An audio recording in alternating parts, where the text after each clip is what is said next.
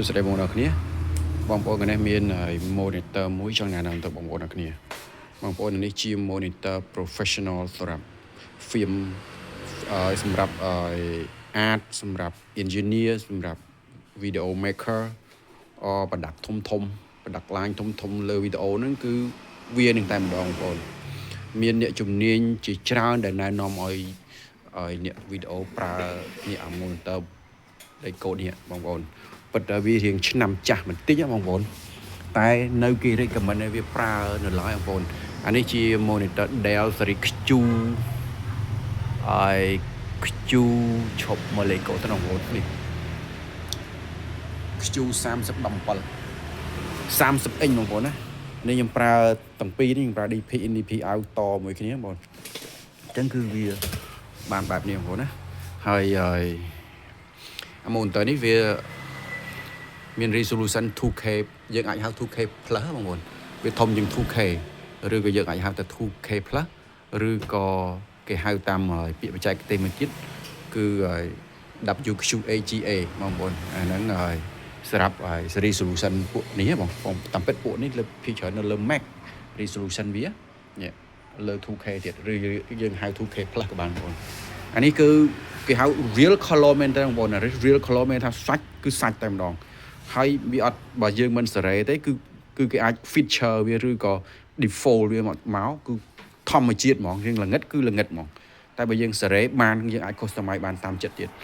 អញ្ចឹងអា real color វាហ្នឹងគឺសឹងតែខ្លាំងមែនទេបងប្អូនអាហ្នឹងហើយ sRGB វាក៏មាន10 RGB វាអញ្ចឹងវាអានេះហើយមានអ្នកជំនាញលើពិភពលោកណែនាំឲ្យយើងប្រើពួកអ្នកកាត់តវីដេអូធ្វើ YouTuber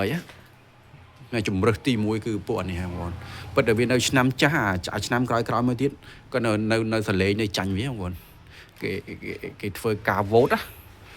ហើយតម្លៃវាថ្លៃបងប្អូនមិនឃើញអញ្ចឹងអត់ថោកទេបងប្អូនណាតម្លៃវាបងប្អូននេះគឺជាតម្លៃប៉ុនវា1300ជាងបងប្អូនណាតម្លៃប៉ុនវាឆ្នាំ2018ឬ17អីប៉ុន្តែតម្លៃវានៅថ្លៃបងប្អូនណាដោយសារតែឧស្សាហកម្ម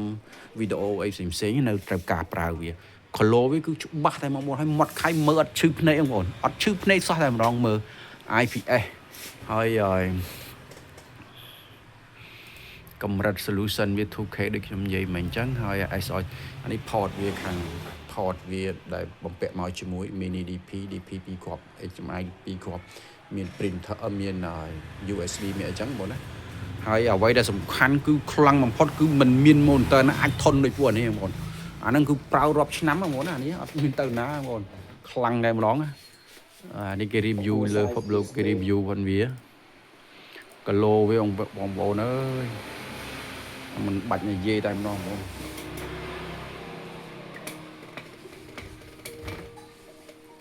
ច្បាស់មែនតើបងប្អូនណាបងប្អូនមករកតម្លៃល្អមែនតើបងប្អូនតម្លៃវាក្រោម300បងប្អូនណាក្រោម300ដល់តម្លៃដើម1300បងប្អូនគិតមើលអានេះអ្នកធ្វើវីដេអូខ្ញុំ recommend មែនតើបងប្អូនគឺថា YouTube ឲ្យសំខាន់គឺធន់ណាបងប្អូនភាពធន់របស់វាគឺខ្លាំងណាស់អាម៉ូនតើនេះប៉ុន្តែមិនស្ដាងបងប្អូនណាក្រាស់ដែរណាអូខេបងប្អូនវីដេអូរឿងយូរតែចង់ស្រឡាញ់ព្រោះចង់និយាយអស់ប៉ុន្តែនិយាយមិនអស់រឿងអូខេអរគុណច្រើនបងប្អូនគ្នាអាចមករកបាន30 inch 2K plus